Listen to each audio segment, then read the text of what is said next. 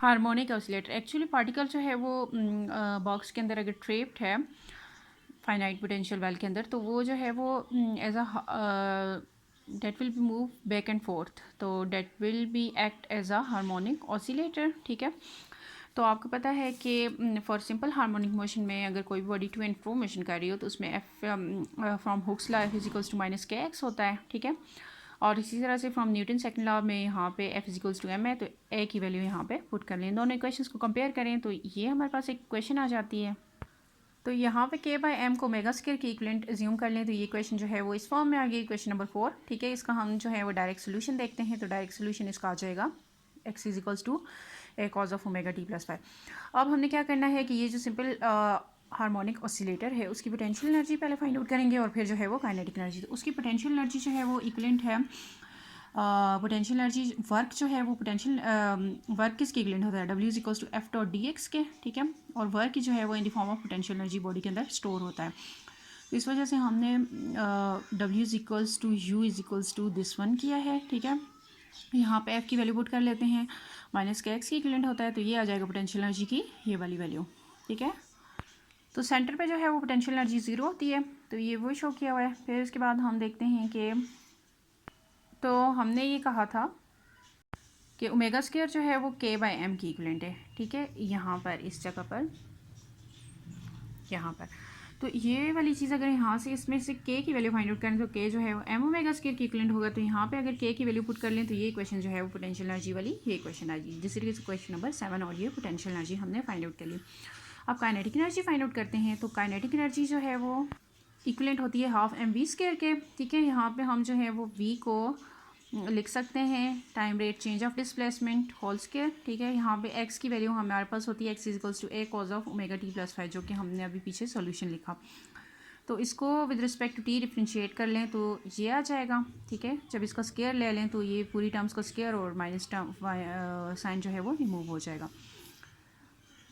अब ये वाली वैल्यू जो है इसको यहाँ पे क्वेश्चन नंबर 8 में पुट कर लें तो ये काइनेटिक एनर्जी यहाँ पर ये आ जाएगी। तो यहाँ पे हमने क्या किया कि काइनेटिक एनर्जी जो है वो साइन स्क्वायर थीटा जो है ना उसको हमने लिखा 1 माइनस कॉस स्क्वायर थीटा के इक्विवेलेंट। तो ये यहाँ पर आ जाएगा, यहाँ पे ये ए स्क्वायर को अंदर मल्टीप्लाई कर लें तो ये बन जाएगी। ठीक है, ये क्वेश्चन आ जाएगी। अब यहाँ पे देखा जाए तो ये वाली चीज़ जो है ये हमारे पास एक्स बन रहा है। ठीक है, एक्स स्क्वायर बन रहा है, तो ये फाइनली जो है इक्वेशन नंबर 9 बन जाएगी यहाँ पे। तो अब यहाँ पे टोटल एनर्जी क्या हो जाएगी, sum of kinetic plus potential energy. तो यहाँ पे इस हाफ एम ओमेगा स्क्वायर को अंदर मल्टीप्लाई कर लें तो ये दोनों टर्म्स कैंसिल आउट और सिर्फ एनर्जी जो है वो ये आ जाएगी। नेक्स्ट हमने जो है वो फाइंड आउट करना है वेव इक्वेशन फॉर ऑसिलेटर। तो इसमें हमने श्रोडिंगर वेव इक्वेशन ली। ठीक है, और उसमें जो है वो यू की वैल्यू पुट करनी है। यू की वैल्यू जब हम पुट करेंगे तो equation will be in the form of this one. ये 2m over H cut square जो है इसको अंदर मल्टीप्लाई कर लें। ठीक है, अब यहाँ पे हमने थोड़ी सी सब्स्टिट्यूशन करनी है। हमने एक जो है वो वेरिएबल लेना है y। ठीक है, y is equals to A X, तो x क्या हो जाएगा, यहाँ से x की वैल्यू निकाल लें तो y बाई एम। और इस तरह से यहाँ पे ये जो हमने ये जो है ये dimension less independent variable introduce किया है उसमें a की वैल्यू इसकी इक्विवेलेंट आ जाएगी। अब एक्चुअल में यहाँ पे हमने जो है इसमें सब्स्टिट्यूशन करनी है कि D square psi by D X square की जगह हम लिख सकते हैं D square psi by D Y square. तो अगर इस तरह से लिख सकते हैं तो थ्रू चेन रूल हम यूँ लिख सकते हैं curly psi over D psi over D Y over D X. ठीक है, तो यहाँ पे D Y over D X जो है वो ए बन जाएगा इस इक्वेशन से। यहाँ से अगर आप देखें तो वाई बाई एक्स जो है वो ए की इक्विवेलेंट होता है। तो इसी तरह से जब इसका डबल डेरिवेटिव ले लेंगे तो ये जो है होल टर्म के साथ स्क्वायर और ये भी जो है वो स्क्वायर बन जाएगा। अब ये वाली जो वैल्यू है ना इसको यहाँ पे अगर हम पुट कर लें इसकी जगह तो ये यहाँ पे D square Sai over D X square. ठीक है, इसकी जगह पे हम ये वाली वैल्यू पुट कर लें, साथ में ए स्क्वायर भी आ जाएगा। तो यहाँ पे ये बन जाएगा, यहाँ पे आपको पता है ए जो है M omega by H cut की इक्विवेलेंट है। तो ए स्क्वायर जो है वो हम यहाँ पे लिख सकते हैं क्योंकि ये जो है ये है M square omega square over H cut square, तो इसको हम A4 लिख सकते हैं। और इसी तरह से ये जो है x square by H x square की जो है वो वैल्यू हमने यहाँ पे पुट करनी है, तो ये y square divided by a square आ जाएगा। तो ये इक्वेशन इस फॉर्म में आ जाएगी।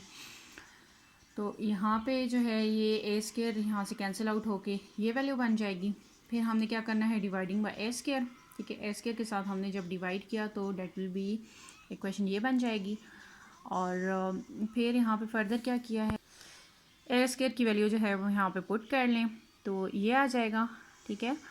अब यहाँ पे क्या करना है, 2e by omega H cut, ये जो है ये वाली टर्म इसको हम लेमडा की इक्विवेलेंट ले सकते हैं। तो ये इक्वेशन फाइनली सिंपलीफाइड फॉर्म में इक्वेशन नंबर 13 बन जाएगी। अब हम नेक्स्ट ये कहते हैं कि इक्वेशन 13 जो है वो हम कब जो है वो एप्लीकेबल होगी, कब एप्लीकेबल होगी कि जब इसकी वैल्यूज़ 2n+1 होंगी, जो लेमडा है उसकी वैल्यू 2n+1 होगी। तो यहाँ से en, इस इक्वेशन में से en की वैल्यू निकाल लें तो वो ये आ जाएगी, ठीक है। और यहाँ पर जो फर्दर आपने क्या किया कि एच कट की वैल्यू भी पुट कर ली और ओमेगा की वैल्यू भी पुट कर ली, तो ये फाइनली जो है वो इस फॉर्म में हमारे पास इक्वेशन आ जाएगी। अब अगर ग्राउंड सेट एनर्जी हमने फाइंड आउट करनी हो तो यहाँ पे 0 पुट कर लें तो E0 = ½ तो ये जो है ये फिगर में एनर्जीज शो हो रही हैं, ये ग्राउंड स्टेट एनर्जी, फिर ये E1, E2 एंड E3।